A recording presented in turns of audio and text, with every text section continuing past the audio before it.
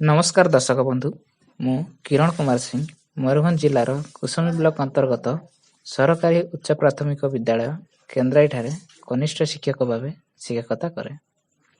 तेबे चलतु आज आम यही भिडियो संक्षेप आलोचना करबा दिल्ली रे दास वंशर प्रतिष्ठाता कुतुबुद्दीन ऐबक विषय। दिल्ली रे सुल्तानी शासनर मूलदुआ दास वंश द्वारा पड़िथिला। एही वंशर सुल्तान मानक मध्यरु केतेक निजे दास बा दासंकर पुत्र थे। आरब और तुर्की माने उच्च बुद्धि संपन्न दास मानकु किराणी सैनिक और प्रशासक पदरे नियुक्ति देउथिले।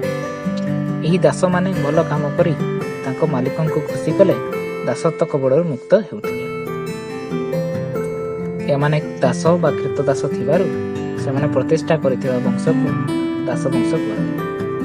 1206 ख्रीष्टाब्द 1287 ख्रीष्टाब्द मध्य कुतुबुद्दीन ऐबक इल्तुतमिश रेजिया और बलबन दिल्ली सिंहासन बसी शासन कार्य चलाई। कुतुबुद्दीन ऐबक दास वंशर प्रथम सम्राट थे। से 1150 ख्रीष्टाब्द तुर्किस्तान ठारे जन्मग्रहण करथिले। तांको द्वारा दास वंशर मूलदुआ पड़िथिला। से सम्राट हेबा पूर्वरु मोहम्मद घोरीक जणे दास थे। तांको असाधारण प्रतिभा थिला। तेणु मोहम्मद घोरी तांको सेनाध्यक्ष करी उत्तर भारत जय करिवार दायित्व देइथिले।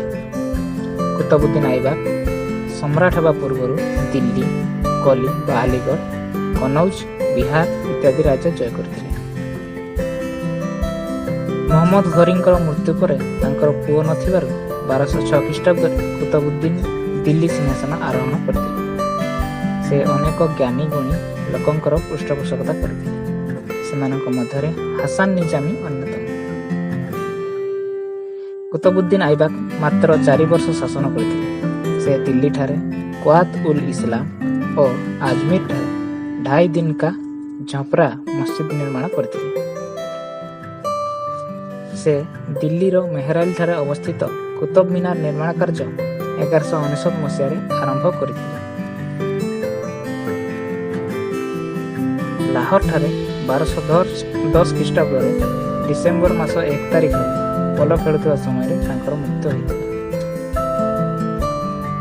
तेज दर्शक बंधु मोर यही भिडियोटी आपको किपर लगे ताहा कमेंट माध्यम जनातु। मोर यही भिडियोटी आपणकर बहुमूल्य समय देथिबारु आपनको अशेष